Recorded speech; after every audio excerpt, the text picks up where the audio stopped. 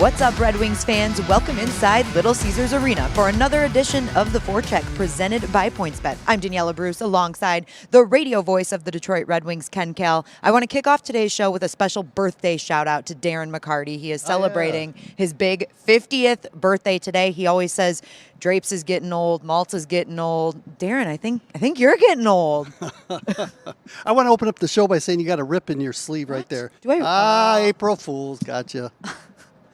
And we just got done trying to convince everyone that you weren't corny. But all right, whatever. Okay. Well, we're back at Little Caesars Arena for some Friday night hockey in Detroit. Excited to welcome in the Ottawa Senators for the first time this season. So that's interesting. We haven't seen them yet, so that should be a fun matchup. But looking back at Wednesday's game, Ken, it was a good game. The Red Wings played much better on Wednesday than what we saw on Sunday in Pittsburgh. We're going to pick this up in the second period. Red Wings on the power play, just 29 seconds in. Here's Bertuzzi.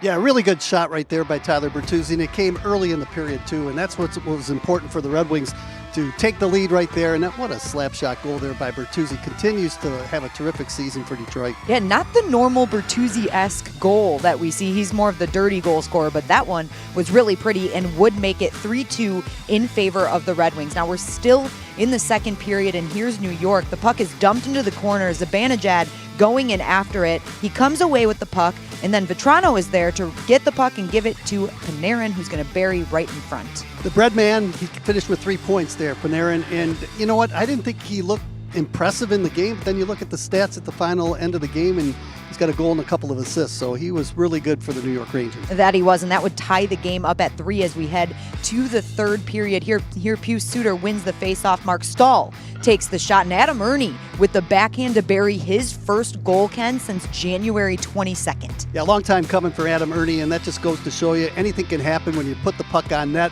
And those backhand goals are really tough for goaltenders because they don't know where the puck's going. That's right, and the Red Wings would have the lead now late in the third period, a score of 4-3 thanks to Adam Ernie, but this is where the Red Wings have been struggling. They take a late penalty, and New York is on the power play. Kreider bounces one off Seider's skate and ties the game at 4 late in the game. That's happened a couple of times already over the last few games. Too bad for Seider because he's trying to do everything, trying to stop that pass from going through.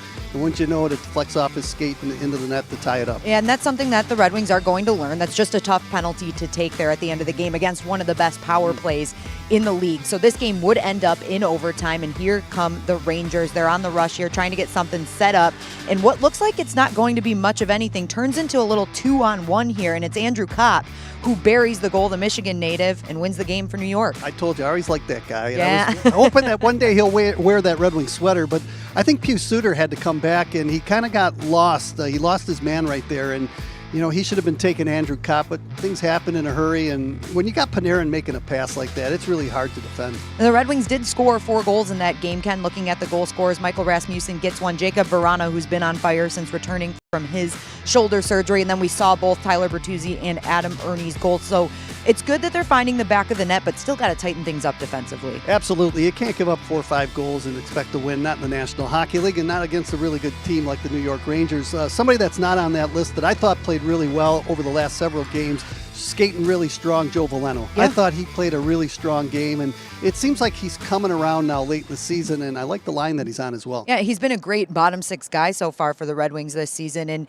he's been trying to break that threshold of becoming a permanent NHL player, and I think this is the year for him. Well, the coaching staff really trusts him, and as the coaching staff trusts you, your minutes are going to increase and you're going to move up. So you start on the 4th line and the 3rd line, 2nd line, and you know, he's been playing really well. I really like the way he skates. Yeah. He's got a nice, powerful stride, and he just seems to be picking up his game over the last several weeks. And Seider, we always talk about how well Seider has been playing this season, and it continues. There's nothing different about that game on Wednesday. He led the Red Wings with 23 minutes and 44 seconds of ice time, had 2 assists on the evening, was a +1 and 3 blocks, and he continues to prove night in and night out that he deserves that Calder Trophy, Ken. Amongst rookies, Mo is 1st in assists. He's 4th in points, 1st in power play points, and 1st in time on ice. He's got 39 assists, which leads all rookies. Here's how I define a most valuable player. You take him out of the Red Wing lineup, someone's got to pick up his minutes, and nobody's going to be able to pick up the minutes and play the way Seider does. So he is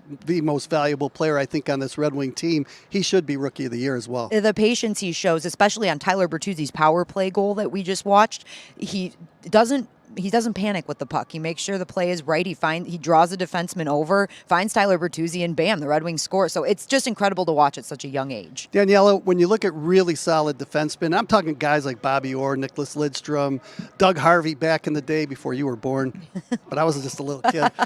Those defensemen control the pace of the game, and we've seen it at times, especially when the Red Wings are killing a penalty. Mo Seider just hangs on to the puck, skates deeper into his own end, dekes out a few players, takes it back into his own end, kills more time off the clock.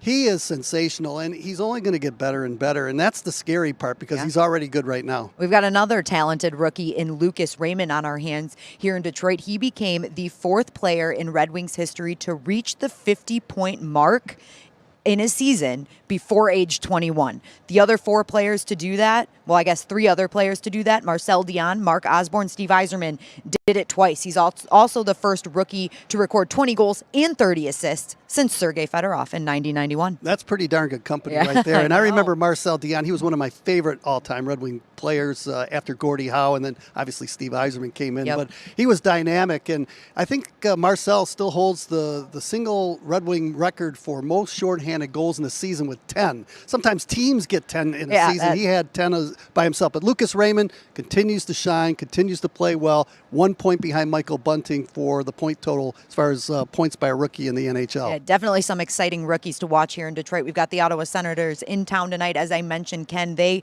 are struggling this season. They sit at the bottom of the Atlantic Division. They might be one place from the bottom, but they played Nashville on Tuesday, lost 4-1 there. So coming off of a loss, they do have some talent on this team. But when you look, they were 1 for 6 on the power play, and that is the stat that stood out to me when I looked at this. 1 for 6, you're hoping to score a few more goals than just one. They have some talented players on this Ottawa Senator team, and you have to respect them because they've beaten some really good teams this year. Now, like the Red Wings, they haven't really been that consistent, but, you know, obviously they come to play each and every night. They don't always win the hockey game, but they're going to give you a battle, and they've got battlers on their team like a Brady Tkachuk. Yeah, Brady Tkachuk, Tim Stützle, who was drafted in the same year as Lucas Raymond, 2020, just 1 pick before him. The 3rd overall pick, Josh Norris, Michigan native, playing in Detroit for the first time tonight. And then Connor Brown has been good too, 27 assists, which leads the team. You look at road points, and you look at Stützle. He's got 15 road assists for the Ottawa Senators. And you look at Josh Norris, as you mentioned, local kid, 16 road goals this season for the Ottawa Senators. So he likes his food away from Ottawa. It seems like he really likes the road cooking, so to speak. Yeah, we'll be looking out for him tonight. Also watching Drake Batherson, who wasn't mentioned on the 4 that we just saw, but he was out from January 26th until March 26th. So almost 2 months of hockey. So that's a good addition for the Senators to have him back in the lineup. Yeah, Drake's a smooth skater and really a tough player to play against, and he really adds a lot, especially offensively, to this Ottawa Senator club. And let's take a look at the goaltending that we are expecting to see tonight, Ken. We expect Alex Nedeljkovic will be between the pipes for the Red Wings. And then on the Senators side, we've got an NHL debut, Mads Søgaard. He has pretty good numbers in the AHL, 16, 13, and 1, a .287 goals against average, and a .906 save percentage. Oh, no, not again. I know. Not another goalie playing their first game against the Red Wings, no. Why is it always the Red Wings, Ken? Why? Is this an April Fool's joke? Should we double check this? Yeah, maybe we better check with the Ottawa Senators just to make sure. But 23 wins in 2 seasons with Belleville, and we'll see what Søgaard brings to the table here for the Ottawa Senators against the Red Wings. And, you know, Nedeljkovic, obviously 5 goals against in that last game. But, again, I thought he played really well. He made several spectacular saves. And if it wasn't for his solid goalkeeping, who knows? The Rangers could have scored 3 or 4 more goals. But, again, the Red Wings just have to play better defensively, and somehow you got to find out cut those goals against somehow. Play better defensively. That they do. Nedeljkovic was especially great in the 3rd period. There were a few golden opportunities for New York that he completely robbed them of. And Søgaard, I'm sure Ottawa fans are excited to see him. He was a 2nd-round pick in 2017, I believe it was. Right. And you know what? Why not? They're late in the season. They've got 14, 15 games to go. And this is where coaches and general managers like to take a look at some of their youngsters just to see what they have.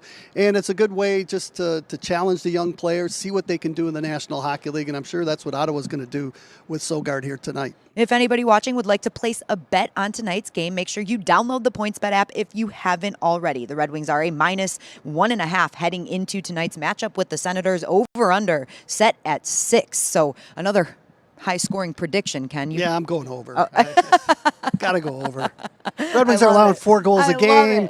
Ottawa's allowing right around the same too, so it's got to be 8 or 9 goals tonight. I love it. Fans will love it. You can Coaches also won't, but the fans will love it. If you're a March Madness person, PointsBet also has an offer for you. You can get $100 in free bets during March Madness. If you bet $50, you'll get a free $20 bet to use live in each round of the tournament. So a lot of fun going on PointsBet. If you haven't downloaded already, make sure you download the app. And if you are coming down to tonight's game, we're excited to see you. But if not, you can catch the game on Bally Sports Extra tonight, or you can tune in to 97.1 The Ticket. Puck drop at 7:30.